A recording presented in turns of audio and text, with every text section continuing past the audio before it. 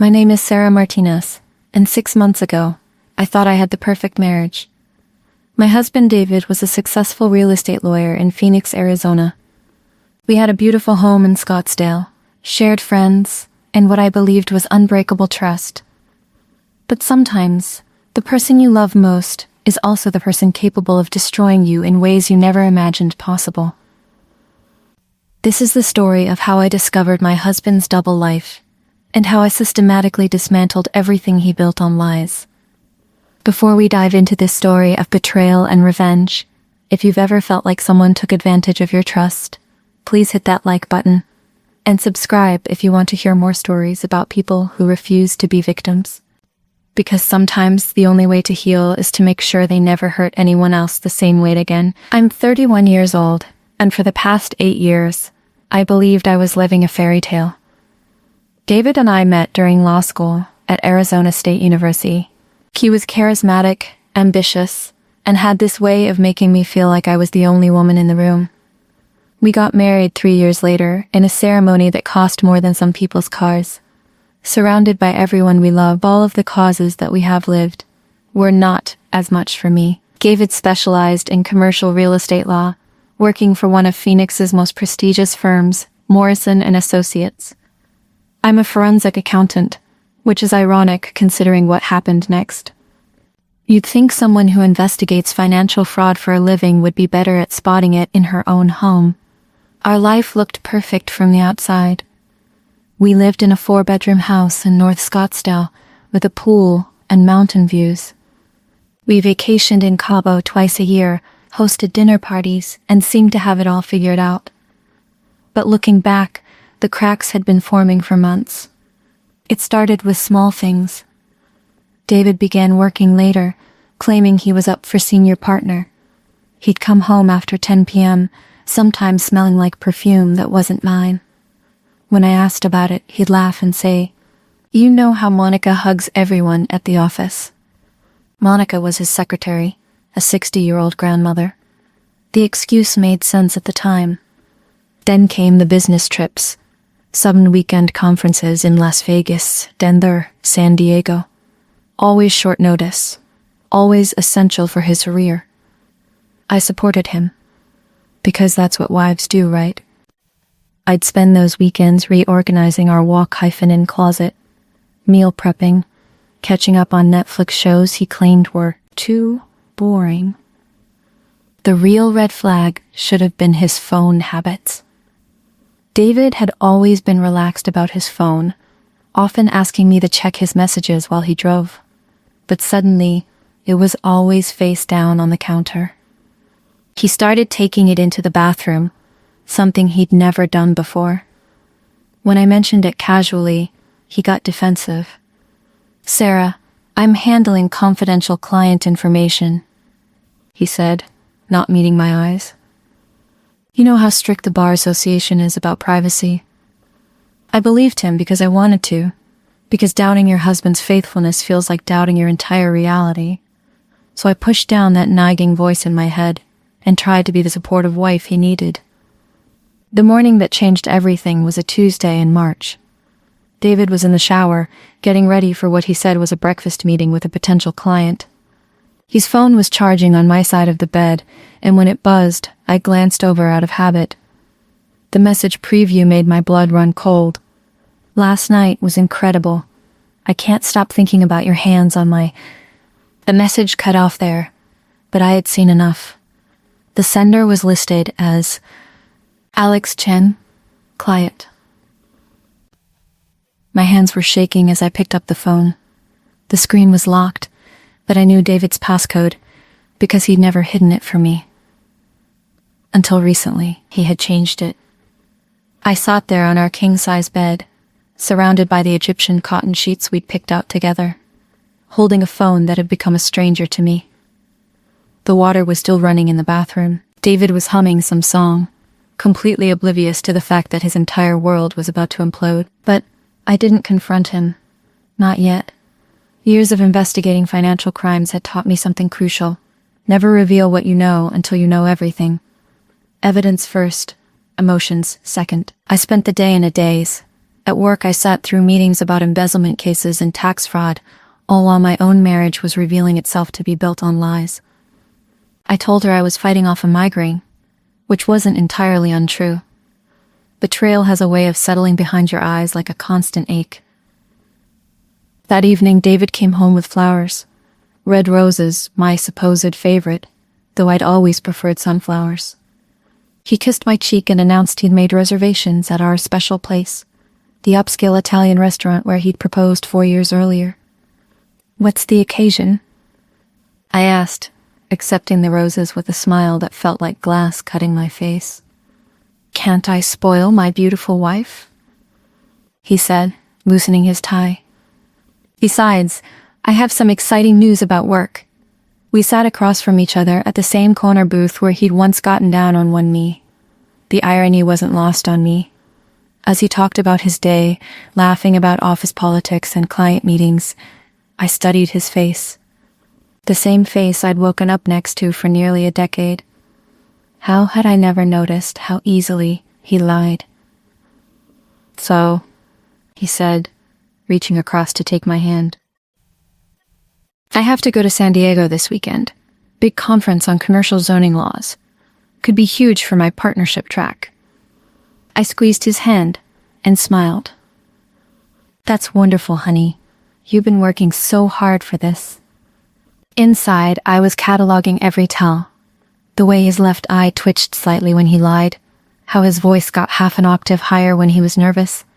I had been living with a stranger who wore my husband's face. That night, I lay awake listening to David's breathing beside me.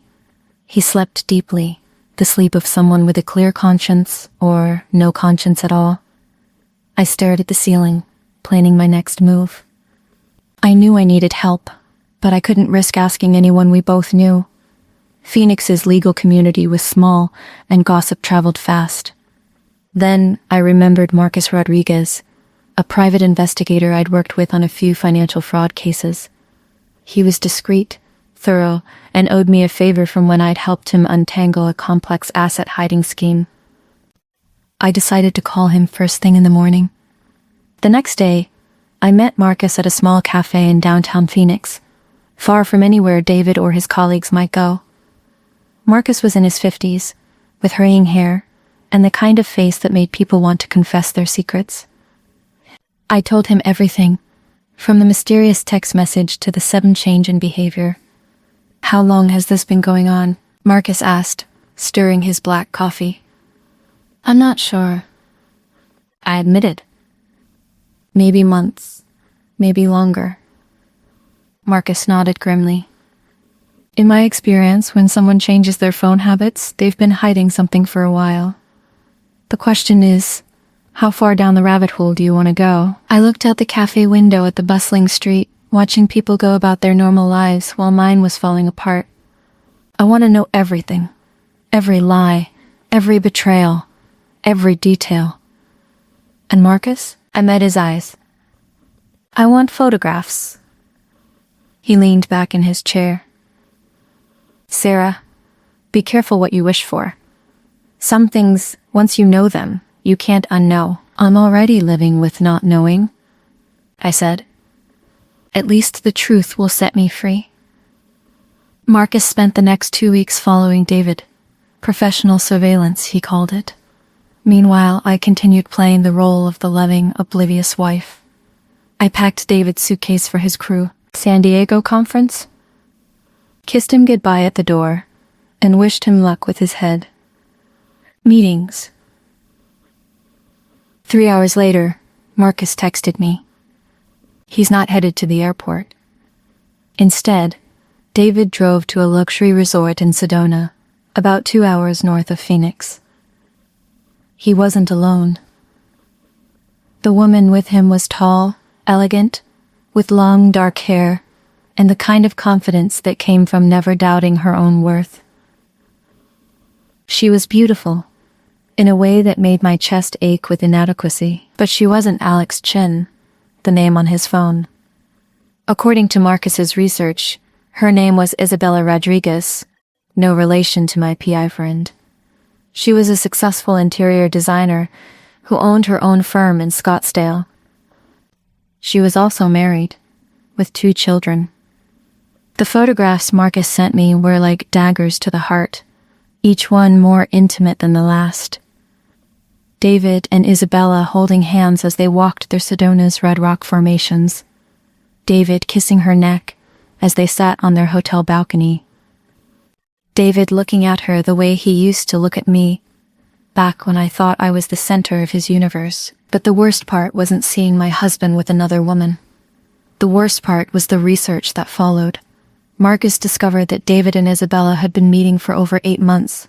Not just weekend getaways, but lunch meetings disguised as client consultations, late-night hotel visits, and elaborate lies that stretched back to the previous summer. My husband, the man I'd built my entire adult life around, had been living a double life for 2/3 of our marriage. Every "I love you" had been a lie. Every intimate moment had been contaminated by thoughts of another woman. Every time he'd held me, he'd probably been wishing he was holding her. That night, when David returned from his fake conference with stories about zoning seminars and networking events, I listened with the kind of attention I'd give to a master class in deception. He was good at it, I had to admit. If I hadn't seen the evidence with my own eyes, I might have believed every word. "How was your weekend?" he asked, unpacking his suitcase in our bedroom. "Quiet," I said, folding the laundry I'd done to keep myself from falling apart. "I missed you."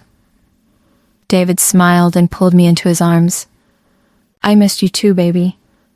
But this conference could really change everything for us." He had no idea how right he was. The next few weeks were the most challenging of my life. Not just because I was living with the knowledge of David's betrayal, but because I had to pretend everything was normal while secretly orchestrating his downfall. As a forensic accountant, I knew that the best revenge wasn't emotional. It was methodical, documented, and completely devastating. I started by creating what I called my evidence file. Every lie, every fake conference, every suspicious expense from our joint credit card statements. David thought he was being clever by using our business credit card for his affairs, probably assuming I wouldn't notice a few extra hotel charges among his legitimate business expenses. He was wrong. I discovered charges for couples massages, expensive dinners for 2, and hotel rooms that cost twice what any business traveler would need. But more importantly, I found a pattern. Every time David claimed to be traveling for work, our credit card showed charges in completely different cities. The Denver conference had actually been a romantic weekend in Flagstaff. The Las Vegas seminar was really a stay at a luxury resort in Tucson. My husband wasn't just cheating, he was stupid about it. But Isabella Rodriguez wasn't just any affair partner. My investigation revealed that she was married to Miguel Rodriguez, a prominent Phoenix City councilman who was currently running for mayor. Isabella's interior design business had secured several lucrative city contracts over the past year, right around the time her affair with David began. This wasn't just adultery. This was potential corruption. I spent my evenings after David went to sleep poring over public records, cross-referencing Isabella's business dealings with her husband's political activities. What I found was a web of conflicts of interest that would make an ethics committee's head spin. Isabella's design firm had won contracts for 3 major city building renovations, all during periods when her husband's committee had voting authority over the selections. The bids weren't competitive, and the contracts were significantly above market rate. David's law firm had provided legal services for 2 of these projects. I was looking at a corruption scandal that went far beyond a simple affair. But I needed more than circumstantial evidence. I needed documentation, recorded conversations, something that would make this stick. That's when I decided to take the biggest risk of my life. I called David's office and made an appointment to see him, claiming I wanted to discuss updating our wills. It wasn't unusual. I'd visited his office many times over the years for various legal documents. But this time, I had a different agenda. David's secretary, Monica, greeted me warmly and offered coffee while I waited. I accepted, using the time to familiarize myself with the office layout. I needed to know where David kept his files, how secure his computer was, and most importantly, where he might hide evidence of his illegal activities. Sarah! David appeared in the reception area, all smiles and charm. What a nice surprise. He led me to his corner office, the one with floor-to-ceiling windows overlooking downtown Phoenix. The space was exactly what you'd expect from a successful lawyer. Mahogany desk, leather chairs, diplomas and awards covering one wall. But I wasn't there to admire his interior decorating. "So," I said, settling into the chair across from his desk. As David pulled out legal documents and started discussing estate planning, I let my eyes wander around the room. There, on his credenza, was a framed photo of us from our last anniversary. Right next to his computer, where he probably looked at it every day while texting his mistress. The irony was almost too much to bear. "David?" I interrupted. "Could I use your restroom?" "Of course. You know where it is." I did know where it was, but I also knew that David's private bathroom had a door that connected to the records room where confidential client files were stored. As I walked through his office bathroom, I tested the door handle to the records room. Unlocked. Inside the records room, I quickly located Isabella's file. David had been meticulous in his illegal activities, keeping detailed records of every meeting, every contract, consultation, every payment. But in his arrogance, he'd also kept personal items in the file. Love notes from Isabella, printed emails about their weekend getaways, even photographs that had clearly been taken during their business meetings. I used my phone to photograph every document, working as quickly and quietly as possible. My heart was pounding so hard I was sure David would hear it through the walls. But I managed to document everything before slipping back through the bathroom. "Everything okay?" David asked when I returned to his office. "Perfect," I said, and for the first time in weeks, I wasn't lying. That evening, I met Marcus at the same downtown cafe where we'd first discussed my case. I handed him a USB drive containing all the documents I'd photographed. His expression grew more serious with every file he opened. "Sarah," he said finally, "this is bigger than adultery. This is criminal conspiracy." "I know," I replied. "The question is, what do we do with it?" Marcus closed his laptop and leaned back in his chair. "We could take this to the FBI. Public corruption, conspiracy, fraud. This is federal crime territory." I asked, because I could hear the alternative in his voice. "Or we could handle this more personally." Marcus studied my face carefully. "What exactly do you want to happen to your husband?" I thought about that question for a long moment. What did I want? I wanted David to feel the same helpless betrayal that was eating me alive from the inside.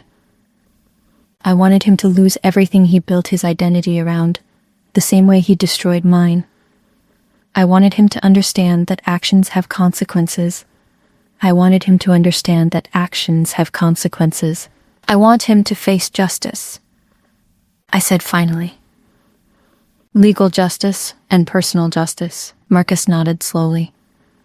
Then we're going to need a more comprehensive plan.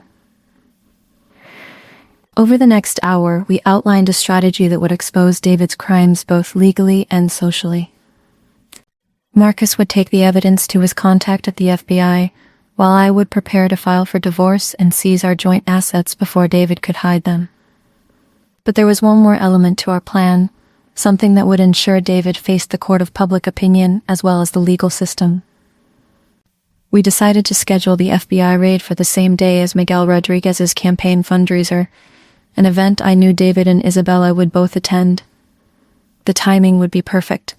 Just as Miguel was accepting donations from Phoenix's political elite, federal agents would be arresting his wife's lover for corruption. The scandal would destroy not just David's career, but Isabella's marriage and her husband's political ambitions. Some might call it overkill. I called it justice. The hardest part was waiting. For 3 weeks, I continued living my double life, playing the loving wife, while secretly working with federal investigators. The FBI was very interested in my evidence, particularly the documents showing the connection between Isabella's contracts and her husband's political influence. Agent Patricia Williams, the lead investigator, was a woman about my age with sharp eyes and no patience for corruption. "Mrs. Martinez," she told me during one of our secret meetings, "your husband and his accomplices have stolen hundreds of thousands of dollars from Phoenix taxpayers. This case could take down a major political figure." "Good," I said. "They deserve everything that's coming to them." During those 3 weeks, David seemed completely oblivious to the fact that his world was about to implode. He continued his routine of fake business trips and elaborate lies. Even started talking about us taking a vacation to Europe over the summer, apparently planning to use stolen money to fund our romantic getaway. The night before the FBI raid, David was particularly affectionate. He cooked dinner, opened a bottle of wine, and spent the evening talking about our future together. He told me he loved me, that I was the most important thing in his life, that he couldn't imagine living without me. I smiled and nodded, and played my part perfectly, all while knowing that in less than 24 hours, his entire life would be in ruins. As he held me that night, probably for the last time, I felt something I hadn't expected. Peace. Not happiness, not satisfaction, but peace. The kind of peace that comes from knowing that the truth is finally going to come out. David had made his choices, and now he would face the consequences. Tomorrow would change everything. The morning of March 15th started like any other Thursday, except I woke up knowing it would be the day my marriage officially ended. David was already in the shower, humming that same tune he always hummed when he thought he was getting away with something. I lay in bed listening to him, memorizing the sound, because I knew I'd never hear it again. I had packed a suitcase the night before, hiding it in my car while David was at the gym. Everything I truly cared about, family photos, important documents, my grandmother's jewelry, was already safely stored at my sister Maria's house across town. I'd learned from my forensic accounting work that you secure your assets before you engage the enemy. Agent Williams had called me at 6 a.m. with final confirmation. "Everything's in place, Mrs. Martinez. Are you ready for this?" "I've been ready for weeks," I told her, and I meant it. The plan was precise. At 10 a.m., federal agents would raid David's law firm and arrest him on charges of conspiracy, bribery, and fraud. Simultaneously, agents would arrest Isabella at her design studio and Miguel Rodriguez at City Hall. By noon, the entire corruption network would be in federal custody. But I had added my own personal touch to the timing. Miguel Rodriguez's campaign fundraiser was scheduled for that evening at the Phoenix Country Club, the same venue where David and I had gotten married. Every important person in Phoenix would be there: lawyers, business leaders, politicians, journalists. The arrest would happen just hours before the event, ensuring maximum public humiliation. I drove to work that morning trying to appear normal, but my hands were shaking on the steering wheel. Jennifer noticed immediately when I walked into my office. "Sarah, you look like you've seen a ghost. Are you sure you're okay?" "I'm fine," I lied, settling at my desk with a cup of coffee I knew I wouldn't be able to drink. "Just tired." At 9:45 a.m., I called David's office. Monica answered with her usual cheerful greeting. "Hi, Monica, it's Sarah. Is David available? I wanted to tell him good luck with his presentation today." "Oh, honey," Monica said. "He's in his office preparing. But he'll be so happy to hear from you." David came on the line, sounding rushed but pleased. "Hey, baby. I'm swamped here. Can I call you back later?" "Of course," I said, my voice steady despite my racing heart. "I just wanted to say I love you." "I love you too," he said, and I wondered if he meant it or if it was just another lie in an ocean of lies. I hung up and watched the clock. 9:58, 9:59, 10:00. My phone rang immediately. Agent Williams, it's done, she said simply. All three are in custody. I closed my eyes and took the deepest breath I'd taken in months. 8 years of marriage, 8 months of investigation, and it was over in a single phone call. Mrs. Martinez? Agent Williams continued. Are you there? Yes, I'm here. What happens now? Now we process them and prepare for arraignment. You should expect calls from reporters within the hour. Are you ready for that? I wasn't, but I said yes anyway. The first call came at 10:23 a.m. from Channel 12 News. The reporter, Jessica Chen, was professional but persistent. Mrs. Martinez, we understand your husband has been arrested on federal corruption charges. Do you have any comment? I'm shocked and devastated, I said, which was partially true. I was devastated, just not in the way she assumed. I had no knowledge of any illegal activities. The calls kept coming. Channel 3, Channel 15, the Arizona Republic, even a stringer from CNN who'd picked up the story. Each time, I played the role of the innocent, betrayed wife, which, in terms of the adultery, I absolutely was. By noon, the story was trending on social media. Phoenix lawyer arrested in corruption scandal. City councilman's wife implicated in bribery scheme. Federal investigation rocks Phoenix political scene.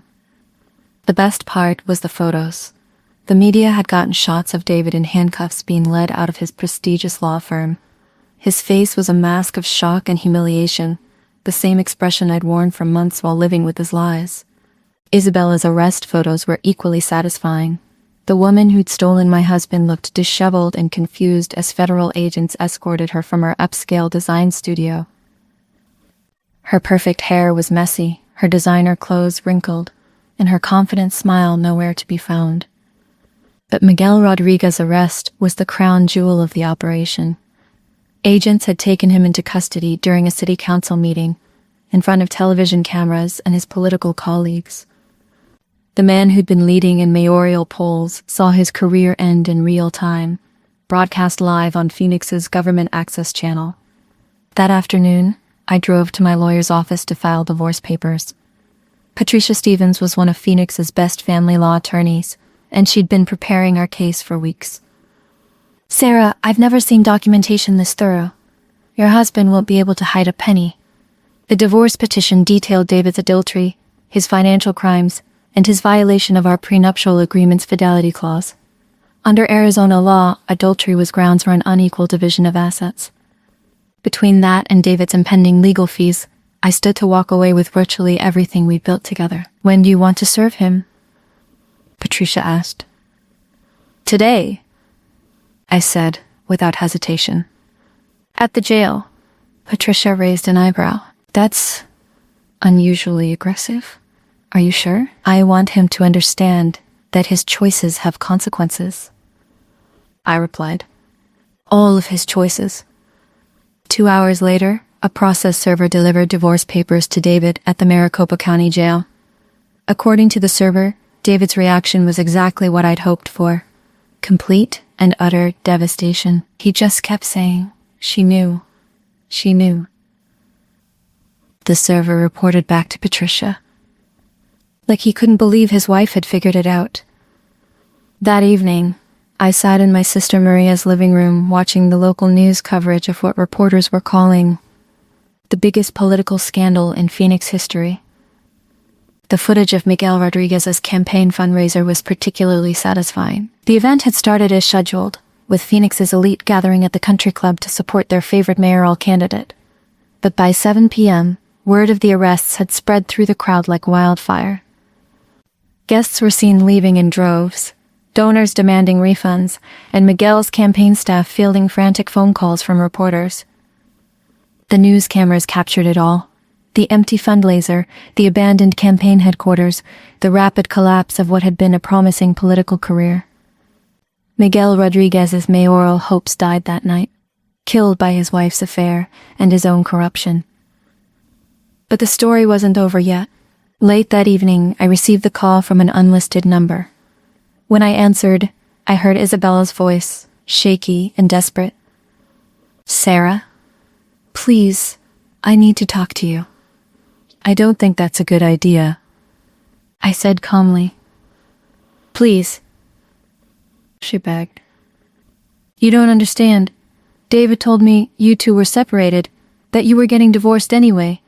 I never would have—" "Isabella," I interrupted. "David lied to you the same way he lied to me. The difference is, I'm his wife. You're just his accomplice." I hung up before she could respond. An hour later, David called from jail. The system announced it was a collect call from an inmate, asking if I would accept the charges. I almost said no, but curiosity got the better of me. "Sarah?" David's voice was broken, desperate. "Please, you have to believe me. I never meant for any of this to happen." "Which part?"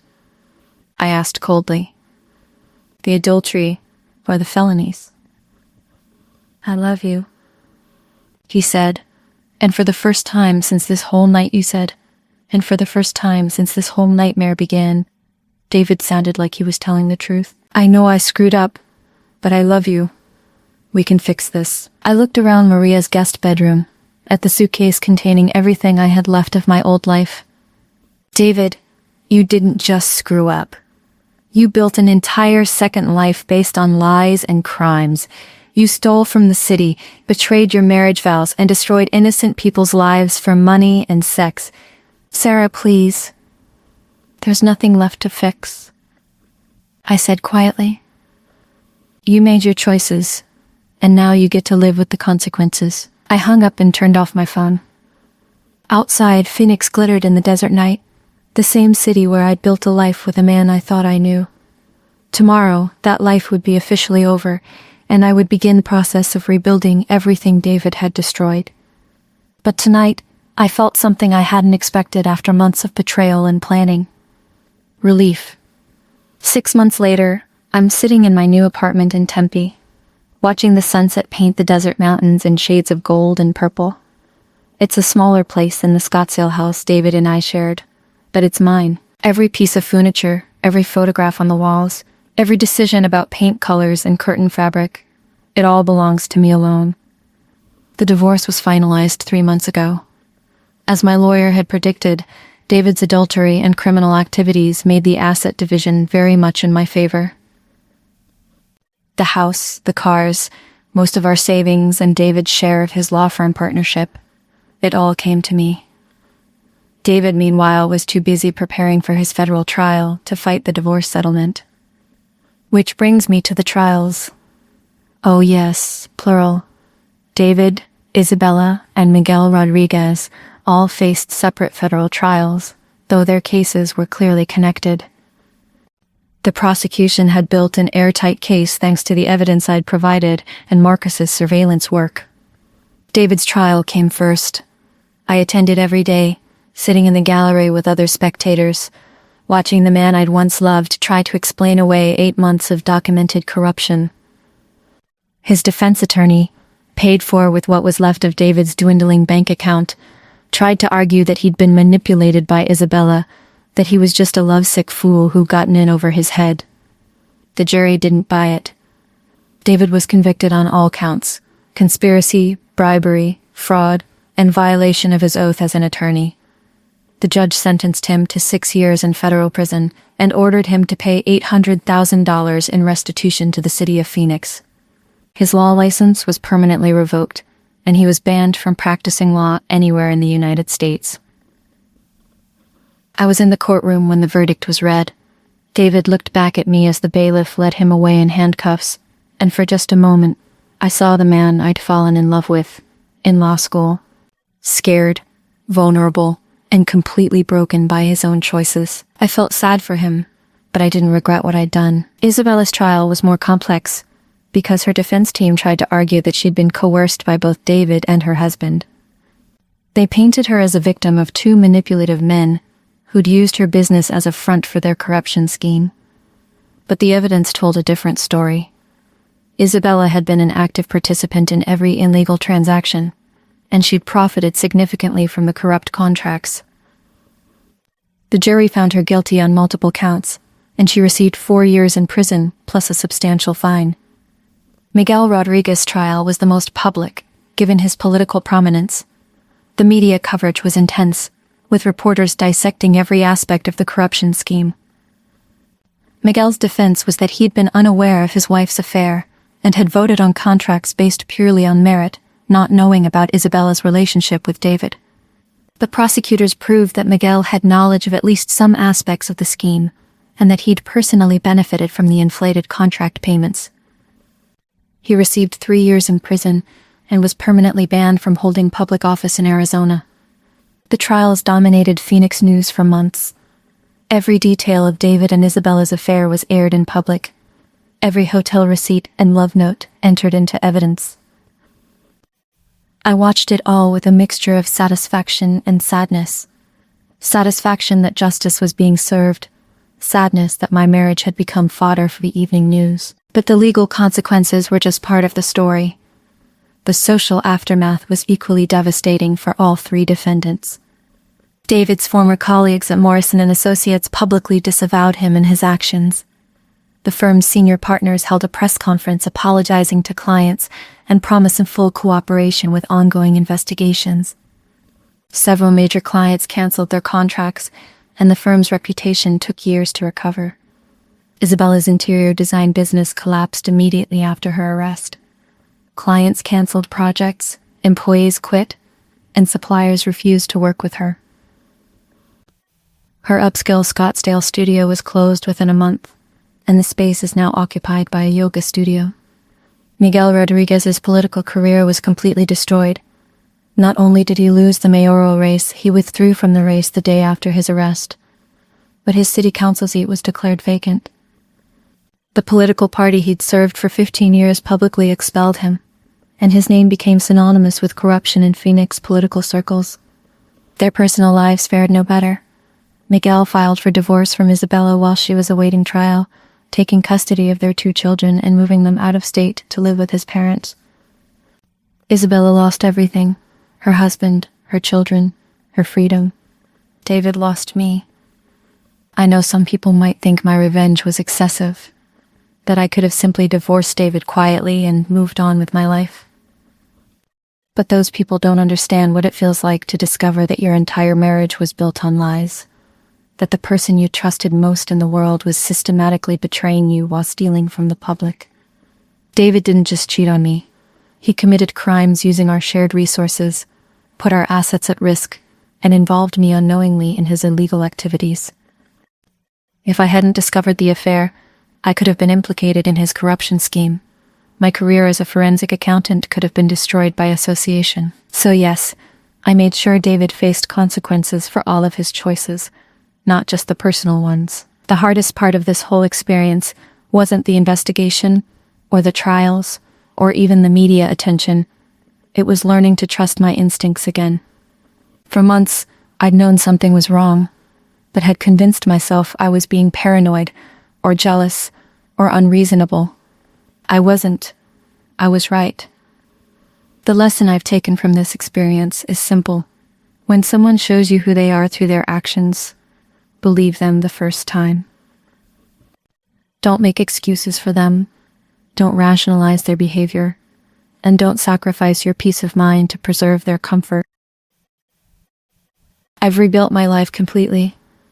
My forensic accounting practice is thriving.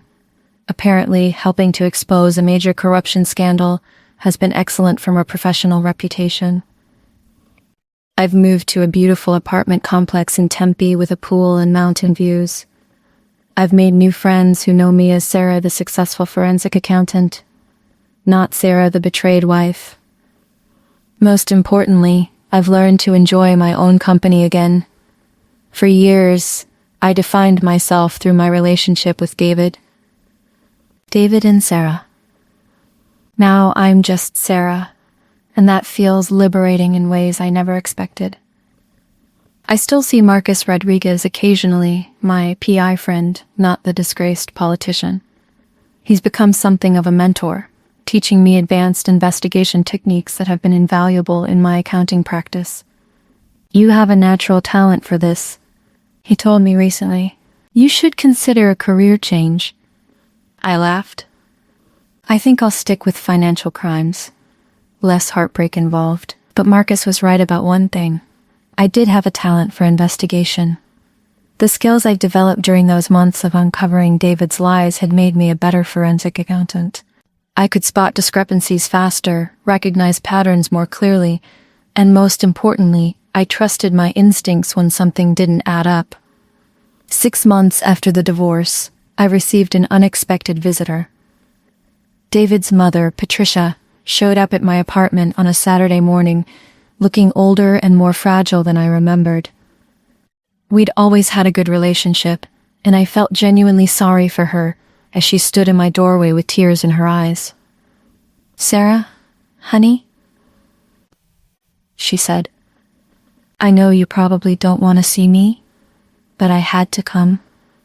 I invited her in and made coffee, the same way I'd done dozens of times over the years when she visited our Scottsdale house. We sat in my new living room, surrounded by furniture that had never been tainted by David's presence.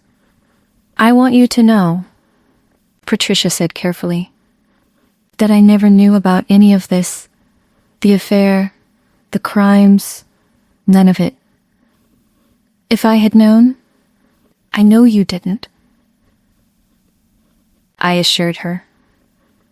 "You raised David to be better than this." Patricia dabbed at her eyes with a tissue. I keep asking myself where we went wrong. How did we raise a son who could do such things? I thought about her question for a long moment.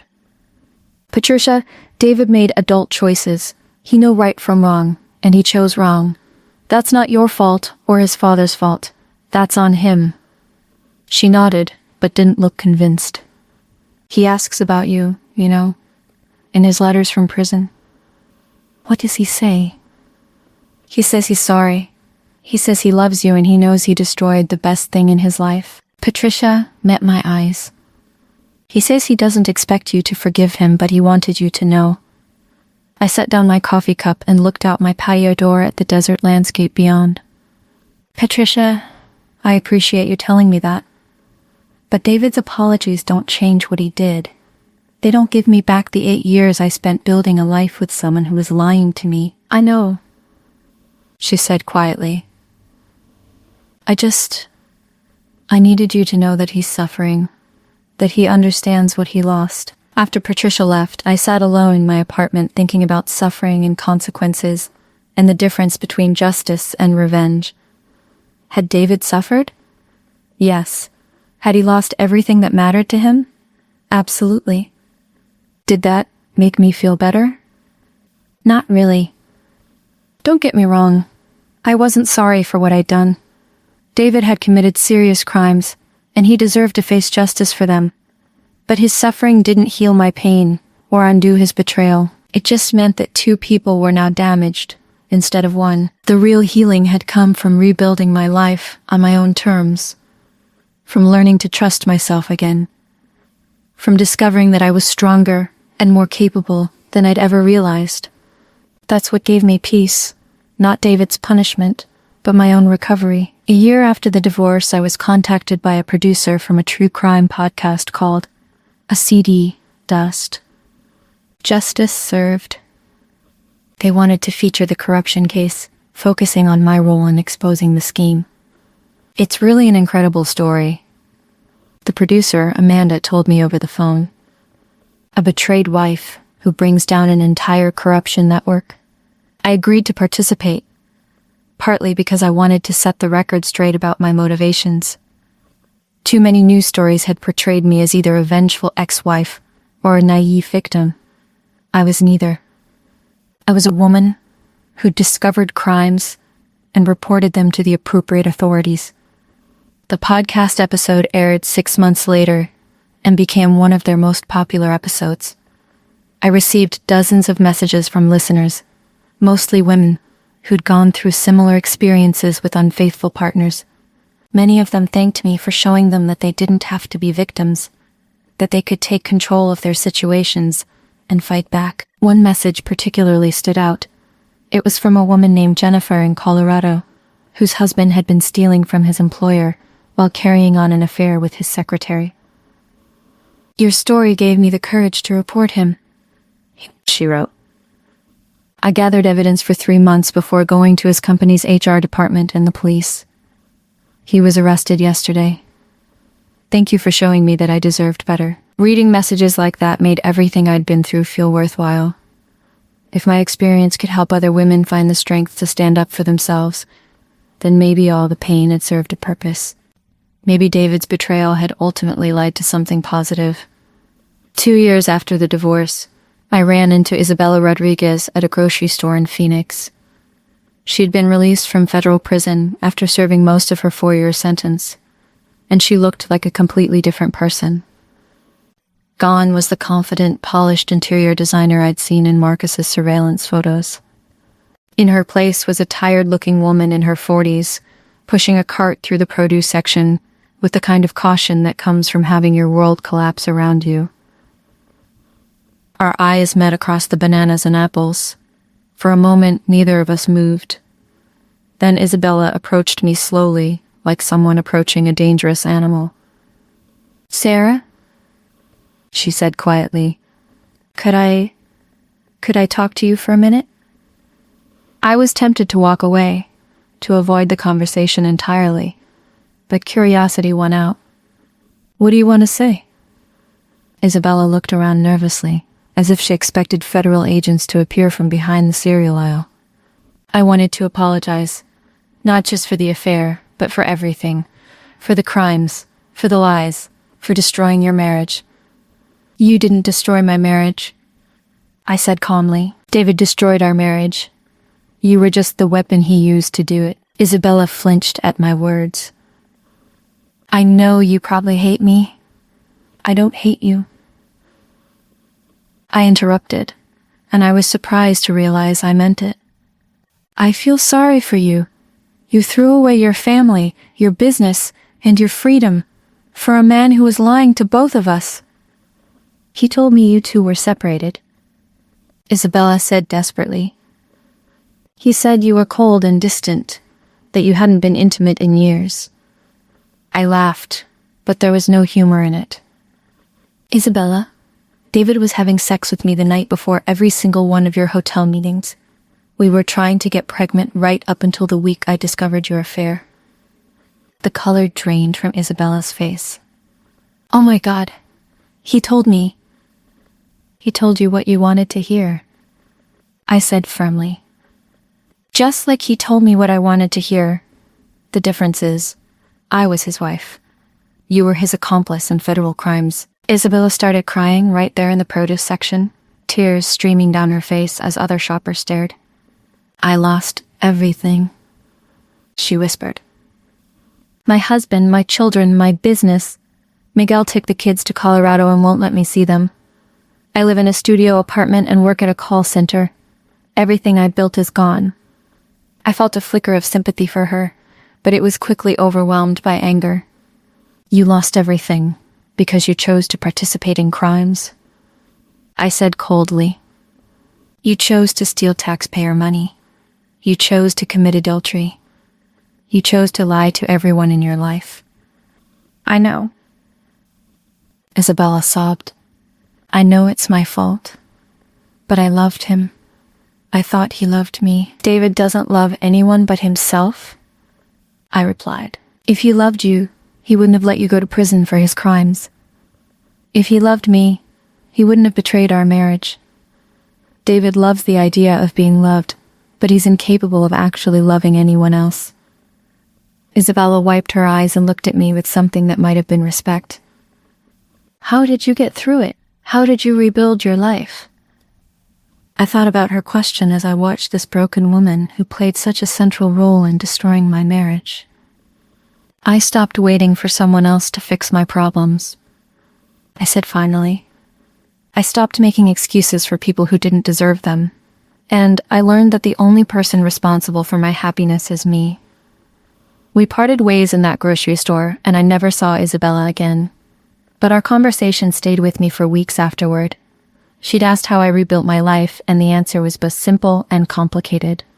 I rebuilt by accepting that the life I'd planned with David was over, and that trying to resurrect it would only cause me more pain. I rebuilt by focusing on what I could control: my career, my living situation, my relationships with friends and family, rather than dwelling on what David had taken from me. Most importantly, I rebuilt by refusing to let David's betrayal define me.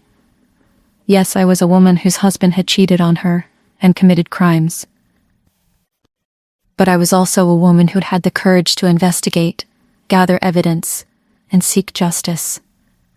I was a woman who'd survived the complete destruction of her life and built something better from the ashes. 3 years after the divorce, I'm in a place I never could have imagined when I first saw that text message on David's phone. I own my own forensic accounting firm, specializing in white-collar crime investigations. I have a beautiful home, genuine friendships, and most importantly, I have peace. I haven't remarried, though I've dated occasionally. It's hard to trust someone new when the person you trusted most in the world betrayed you so completely. But I'm working on it, with the help of an excellent therapist who specializes in betrayal trauma. Recovery isn't about forgetting what happened. Dr. Elizabeth Chen told me during one of our sessions. It's about integrating the experience into your life story in a way that empowers rather than victimizes you. She was right. David's betrayal is part of my story now, but it's not the end of my story. It's the chapter where I learned that I was stronger than I knew, more capable than I'd ever imagined, and deserving of so much more than I'd been settling for. Sometimes I wonder what would have happened if I'd never seen that text message, if David had been more careful about hiding his crimes and his affair. Would I still be married to him, obliviously living a lie while he stole from the city and cheated on our marriage?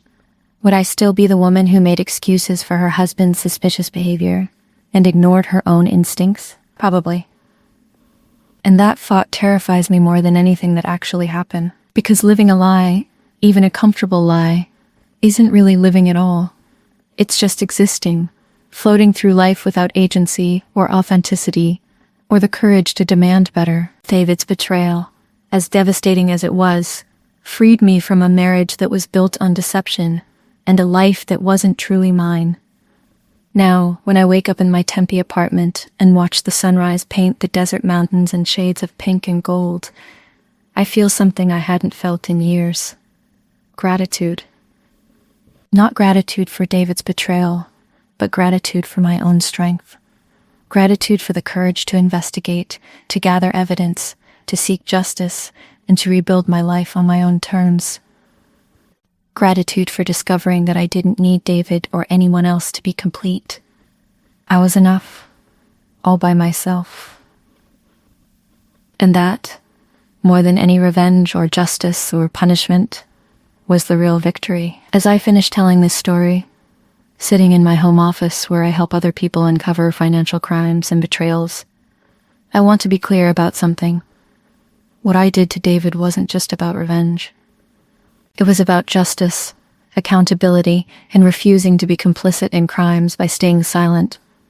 David made choices to cheat, to steal, to betray everyone who trusted him. I simply made sure he faced the consequences of those choices. Some people might say I went too far, that I should have just divorced him quietly and moved on. But those people don't understand that David's crimes affected more than just our marriage. He stole hundreds of thousands of dollars from Phoenix taxpayers. He corrupted the democratic process by participating in bribery schemes. He damaged the integrity of the legal profession by violating his oath as an attorney. By exposing his crimes, I didn't just get justice for myself. I got justice for every Phoenix resident who had their tax dollars stolen, for every honest contractor who lost work to Isabella's corrupt bids, for every citizen who deserved honest government. My personal pain became the catalyst for a larger reckoning with corruption in Phoenix politics. David served 4 years of his 6-year sentence before being released on parole. Isabella served her full 4 years and now works, as she told me, at a call center in Phoenix. Miguel Rodriguez moved to Colorado after his release and now works for his brother's construction company, permanently banned from holding public office anywhere in the United States. Do I feel sorry for them? Sometimes. Do I regret what I did? Never. Because the truth is, betrayal doesn't just hurt the person being betrayed. It damages everyone in its path. Spouses, children, colleagues, communities. When we stay silent about betrayal, when we enable it by making excuses or looking the other way, we become part of the problem. I refuse to be part of the problem. Instead, I became part of the solution. If this story resonated with you, if you've ever felt betrayed or taken advantage of, please hit that like button and subscribe for more stories about people who refuse to be victims.